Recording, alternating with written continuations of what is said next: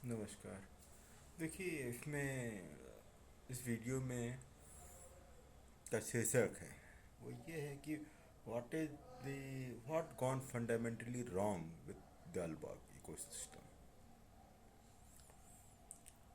देखिए मैं दयालबाग से स्टार्ट नहीं करूँगा। एक कंपनी रही है जो कि आज भी है, थॉमस अल्वा एडिसन द्वारा स्टार्ट की गई है। मतलब बहुत पुरानी कंपनी है। नाम जनरल इलेक्ट्रिक। उसमें एक सीईओ हुए, राइट। उनका नाम था जैक वेल्च। 1981 में वो चेयरमैन वगैरह बने और 1982 में उन्होंने एक कंसेप्ट दिया। मतलब एक बहुत लार्ज कॉन्ग्लोमरेट, मतलब बहुत सारे इंटरेस्ट के, बहुत सारे डिविजन्स, बहुत सारे प्रोडक्ट, बहुत सारी सर्विसेज प्रोवाइड करने वाली कंपनी। और उस वक्त अमेरिका की जो स्थिति थी वो थी हायर इंटरेस्ट रेट वाला रिजाइम था।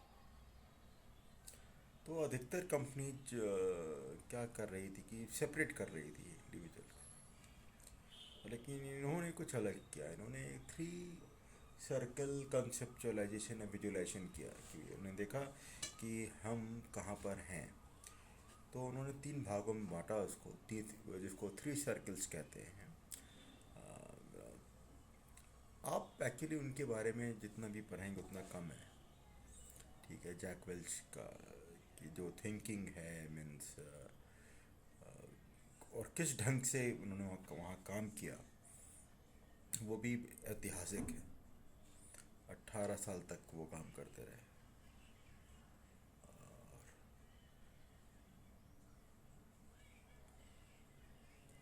ठीक है,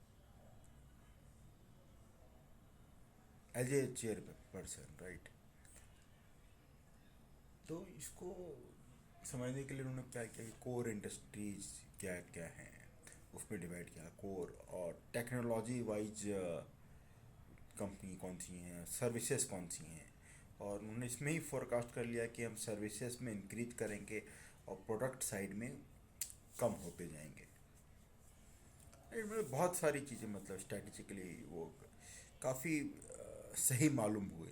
लोगों को बुरा लगा, लेकिन लेकिन अब बुरा लगना ज़रूरी है कि अगर कुछ लोग अगर आपके कंपनी में ऐसे हों जो बिलोंग नहीं करते, मतलब जिनकी डीपेस्ट वैल्यूज आपकी कंपनी से मैच नहीं करती है, राइट, तो दे have to go.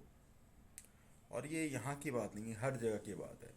Takshashila university में जब पुराना है उसमें भी ये लिखा हुआ था कि कुछ वहाँ कोई डिग्री वगैरह नहीं दी जाती थी। टीचर अगर कह दे कि आप तैयार हैं तो तैयार हैं, मतलब प्रिपेयर्ड हैं वर्ल्ड के लिए तो प्रिपेयर्ड हैं। और अगर आप वहाँ के अनुशासन और वगैरह चीज़ों से मैच नहीं करते तो आपको जाने के लिए कह दिया जाता था। तो ये जितना जल्दी हो उतना अच्छा है। उम्र के एक अलग पड़ाव पे आपको कहा जाए कि you don't belong to this place, तो वो तो गलत बात है। वो टाइम लॉस है और नॉन कमिटेड। तो अब इसी तरीके की तीन बातें दयालबाग के भी कल्चर में हैं। देखिए एक तो रिलीजियस है ये, मतलब तीन तरीके की बातें हैं। एक रिलीजियस, एक चैरिटेबल मान लीजिए, और तीसरी इंडस्ट्री। वहाँ पे प्रॉब्लम ये है कि जो इंडस्ट्री की जो लेंगुआ होने चाहिए, फ्रैंक, मतलब जिस तरह की बातचीत हमें इंडस्ट्री में करनी चाहिए वो चैरिटेबल नहीं होनी चाहिए और ना ही वो रिलीजियस होनी चाहिए। इस चीज़ समझिए, इंडस्ट्री के अपने स्टैंडर्ड्स हैं और चैरिटेबल जो है वो सोसाइटी को काम करता है, नुकसान झेल के भी करता है। और रिलीजियस चीज़ों में तो आपको फंड करना पड़ता है, मतलब एक अलग किस्म की ही रिक्वायरमेंट है वहाँ पे। तो ये इंडस्ट्री ही इन दोनों चीज़ों को पोसेगा, वेल्थ क्रिएशन ही इन दोनों करेगा। तो वेल्थ क्रिएशन का जो लैंग्वेज है वो डिफरेंट होना चाहिए, और मैं यही मानता हूँ कि वो डिफरेंट नहीं है। जो जिस तरीके से लोग सत्संग में बातें कर रहे हैं, वैसे ही चैरिटेबल इंस्टीट्यूशन में बातें कर रहे हैं, और वैसे ही वो इंडस्ट्री में भी चाह रहे हैं कि बातें हों, और कर रहे हैं।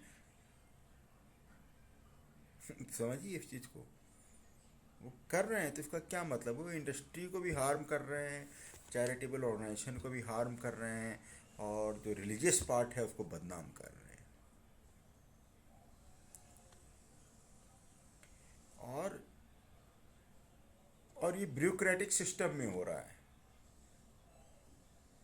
और मैं ये मानता हूँ कि अगर ये ब्यूरोक्रेसी अपने कल्चर को नहीं समझती है, अगर टॉप मोस्ट भी है, आपसे हायर में भी हैं, और लेकिन वो वहाँ के कल्चर को नहीं समझ रहे हैं, तो मैं बोलूँगा they don't belong to that place, they must be shifted to different. अगर वो इंडस्ट्री में है तो उनको चैरिटेबल में ले आओ, अगर चैरिटेबल में है तो उनको वहाँ पे भेज दो, रिलीजियस में। और ये जब तक मिसमैच रहेगा तब तक वहाँ कुछ किया नहीं जा सकता है। कोई रिस्पॉन्सिबल व्यक्ति वहाँ टिक ही नहीं सकता, अगर टिका है तो गलत कारणों से ही टिका है।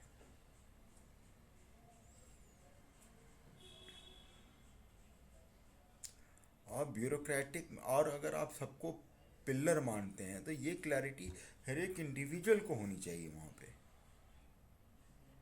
कि रिलीजियस क्या है, चैरिटेबल क्या है, और इंडस्ट्री क्या है।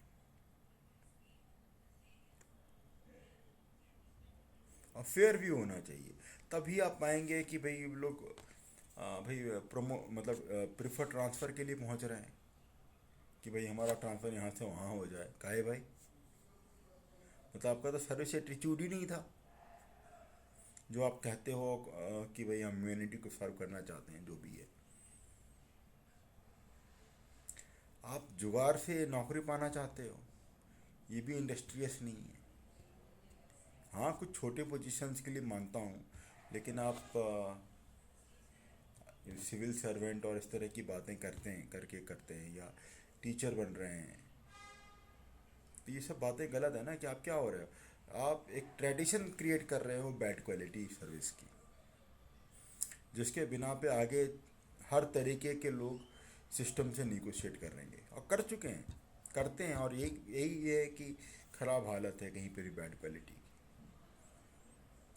ख़राब हालत है बैड क्वालिटी की वजह से। मतलब ये क्लैरिटी तो बचपन में ही सबको मिलनी चाहिए, कि what is religious, what is charitable, and what is industry. और निश्चित बात है कि जो इंडस्ट्री में काम कर रहे हैं with good quality, they have to be respected most. Second, the charitable में जो काम कर रहे हैं, and the least is the सत्संग, ये टोटली रिलीजियस है। No, that only then we can say कि बेटर वर्ल्डनेस की तरफ हम मूव कर रहे हैं, वरना we are making the worth of the worldness. So this is what is wrong, fundamentally wrong, because people are wrong. People don't differentiate between these things, and what ought to be done by them if they want to maintain or achieve a higher quality world. Okay.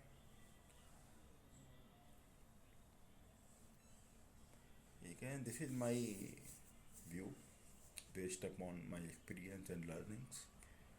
I hope it would help someone to correct themselves and others as well. And thank you again.